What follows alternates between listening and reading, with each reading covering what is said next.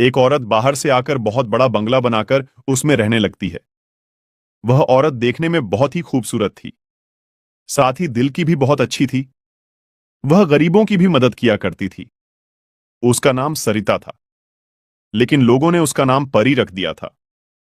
पड़ोस ही में चमन नाम का एक आदमी रहता था, जो बहुत ही गरीब था। उसके घर उसकी बेटी की शादी थी। चमन परी के घर जाता है। दरवाजे की कुंडी खिटखिटाता है। अरे चमन, सुबह सुबह क्या हुआ? अरे परी जी, क्या आप मेरी थोड़ी सी मदद कर सकते हैं? बताओ चमन जी, अगर मुझसे हो सकेगी तो जरूर मैं आपकी मदद करूंगी। परी जी, मेरी बेटी की शादी है। मेरी बेटी के लिए कपड़े और कुछ शादी की चीजें लाने की जरूरत है, लेकिन मेरे पास पैसे नहीं है। महेश पैसे तो दे रहा है, लेकिन बहुत ज्यादा ब्याज पर दे रहा है। इतना मैं कैसे वापस दे पाऊंगा? बस पैसों की जरूरत है, लो ले जाओ ये पैसे। और भी जरूरत पड़े तो फिर भी ले जाना, और जब आपके पास पैसे आ जाए तो मुझे वापस कर देना। चमन पैसे लेकर अपने घर चला जाता है। परी लोगों की मदद करने में पीछे नहीं हटती थी। लोगों की भरपूर मदद किया करती थी, लेकिन एक बात में वह मदद नहीं कर पा रही थी। उसी गांव में नदी के किनारे आए दिन लाश मिला करती थी। अरे ये हो क्या रहा है? हर 2 दिन पर हमें यहाँ से लाश मिलती है। हमें इसका जल्दी पता लगाना होगा। सारे लोग जमा होते हैं। थोड़ी देर बाद सारे लोग चले जाते हैं। फिर अगली रात एक आदमी सड़क से गुजरता है। भैया, अरे भैया मेरी तरफ देखो तो। डर क्यों रहे हो? मुझे तो आपकी मदद चाहिए। इधर तो आइए। नहीं, हम किसी की मदद नहीं करते हैं। मुझे घर जाने दीजिए। अरे मुझे घर जाने दीजिए। वो आदमी चलने लगता है। एक बार तो मेरी तरफ देखिए, शायद आपका इरादा बदल जाए। नहीं, हमको नहीं देखना। हमको माफ कीजिए, मुझे जाने दो। मैंने कहा ना मेरी तरफ देखिए, समझ नहीं आता? जैसे ही वो देखता है, वो मर जाता है। हाँ हाँ हाँ हाँ, कब की रट लगा रहा था। अब तो तेरी लाश घर जाएगी। अगर एक बार मेरी तारीफ कर लेता तो मैं जिंदा छोड़ देती। उसके बाद चुड़ैल उसको नदी के किनारे डाल देती है। अगले दिन सुबह सुबह रीना रोती हुई आती है। सारे लोग जमा हो जाते हैं। क्या हुआ रीना, क्यों रो रही हो? मेरे पति महेश रात को घर नहीं आए। चलो हम उस नदी के पास जाकर देखते हैं। सारे लोग नदी के पास जाते हैं। साथ में परी भी आती है। अरे महेश को किसने मारा? मुझे तो लगता है कोई हमारे गांव को नुकसान करने के लिए ये सब कर रहा है, ताकि लोग गांव छोड़कर चले जाएं। जल्दी उसका पता लगाना होगा। अरे अब मैं छोड़ूंगा नहीं। मैं पता लगा कर रहूंगा कि ये सारा कौन कर रहा है। अगले दिन राहुल गांव के रास्ते निकलता है। तभी आवाज आती है। एक बात सुनो। सुनो भैया, क्या आप मेरी मदद कर सकते हैं? कौन है तू? इससे क्या फर्क पड़ता है कौन हूं मैं? अच्छा, तुम ही हो जो लोगों को मार डालती हो। हाँ हाँ हाँ, मैं ही हूं जो लोगों को मार रही हूं। तुम क्या कर लोगे? आज तो तुम्हारी बारी है। हा हा हा हा हा। अरे नहीं, मुझे पता नहीं था कि तुम एक चुड़ैल हो। मुझे छोड़ दो। तुम्हें लोगों के साथ जो करना है करो। मुझे छोड़ दो। अब तू जिंदा नहीं जाएगा। अभी तो बड़ा उछल रहा था, बड़ी बहादुरी दिखा रहा था। तेरी बहादुरी कहाँ गई? और तुझे मैं छोड़ दूं ताकि तू सारे लोगों को बता दे, ताकि लोग यहां आना बंद हो जाए। अरे नहीं, मैं किसी को नहीं बताऊंगा। किसी के सामने मुंह भी नहीं खोलूंगा कि लोगों को चुड़ैल मार रही है। बस मुझे जाने दो। चुड़ैल उसको भी मार डालती है और नदी के किनारे जाकर डाल देती है। सुबह जब लोग नदी के किनारे पर जाते हैं तो देखते हैं। अरे ऊपर वाले, इसने तो राहुल को भी मार डाला।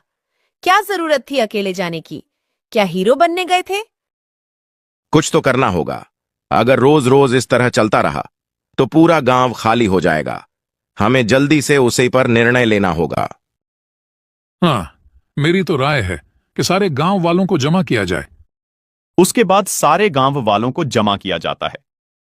गांव के सरपंच और मुखिया और बड़े बड़े लोग जमा होते हैं।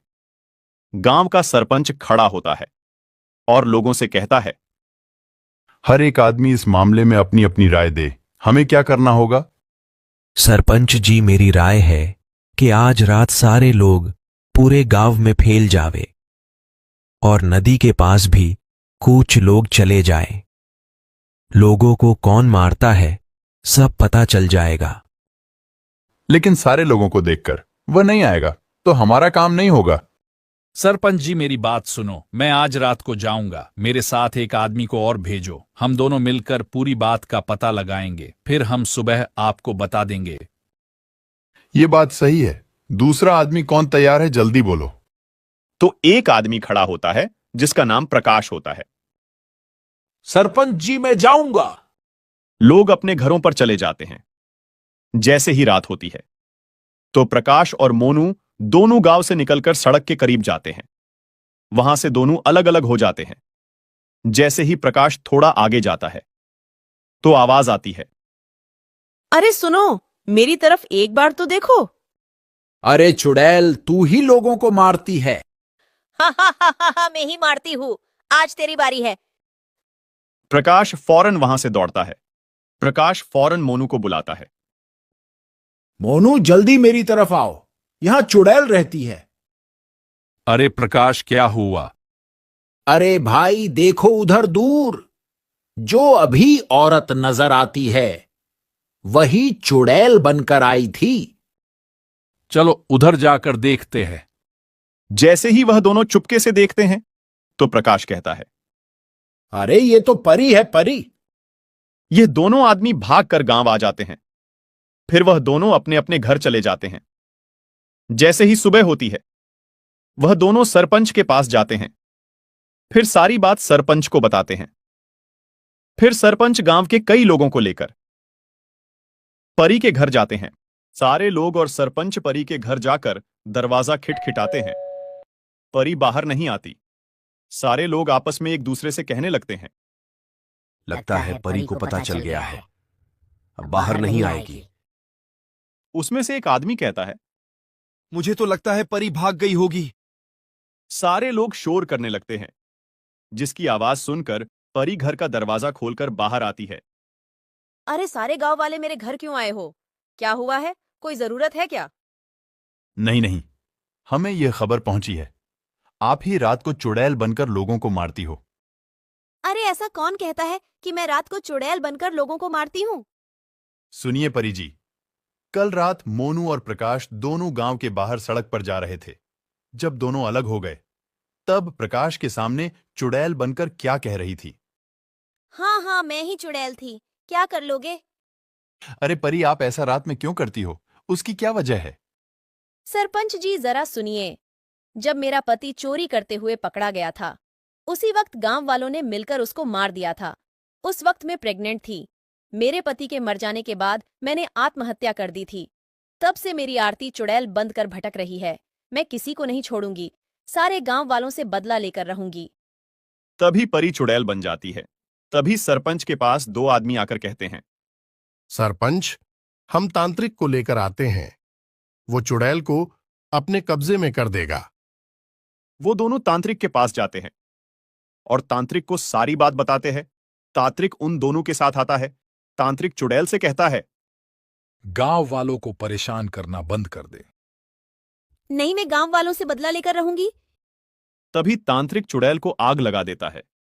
चुड़ैल जल जाती है। सारे गांव वालों को चुड़ैल से छुटकारा मिल जाता है। सारे गांव वाले तांत्रिक का शुक्रिया अदा करते हैं। गांव वाले तांत्रिक को बहुत सारी चीजें गिफ्ट करते हैं। तांत्रिक उन चीजों को लेकर चला जाता है। फिर गांव वाले खुशी खुशी रहने लगते हैं। सरपंच मोनू और प्रकाश को कुछ पैसे दे देता है। उनकी हिम्मत की वजह से पूरे गांव वालों को छुटकारा मिलता है। दोस्तों, इस कहानी से हमें यह सीख मिलती है, कभी भी किसी पर आंख बंद करके भरोसा नहीं करना चाहिए। हमारी